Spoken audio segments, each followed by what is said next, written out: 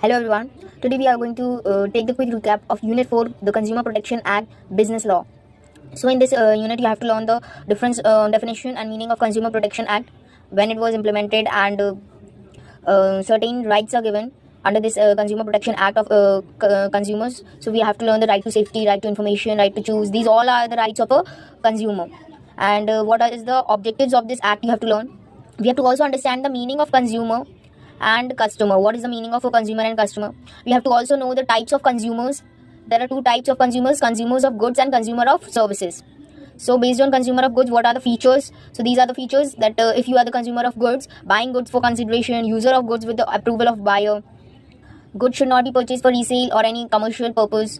These are the features of consumer of goods. When you are the consumer of goods, these are the features. Person buying goods for self-employment is a consumer. Okay. And based on consumer of services, these are the features and definition. Consumer of services, hiring of services for consideration, beneficiary of services also a consumer. And next we will learn the need for the Consumer Protection Act 2019, why the Consumer Protection Act 2019 was enacted by the Indian legislature. So this is given the reason.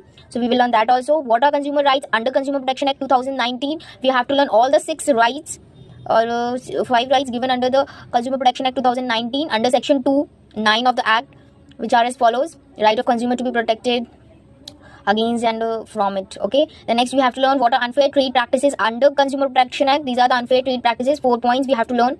Changes incorporated in Consumer Protection Act. What are the changes incorporated in Consumer Protection Act 2019? What changes were taken by District Commission, State Commission, National Commission? We also have to learn that functions and duties of central authorities laid down in Section 18 of the Act. These are the functions and duties. So we have to learn all the functions and duties. Then next is redressal agencies. We have to learn what are the redressal agencies: district commission, state commission, national commission, how they are called the district, how they are national, how they are state commissions, by what reasons. We have to learn the definition. Next we have to learn the differentiation based on composition, who can be a president, appointment of president, jurisdiction, appeal against orders on the basis of these all. You have to learn the difference between district, state and national commission. This is a very important question. Next is changes in the CORPA Act.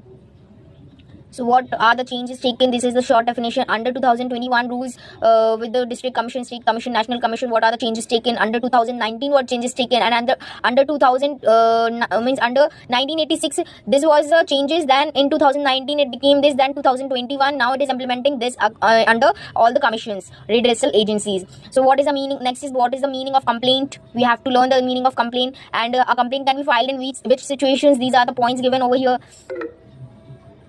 So these are the no complaint for price increase. Next is what is complaint.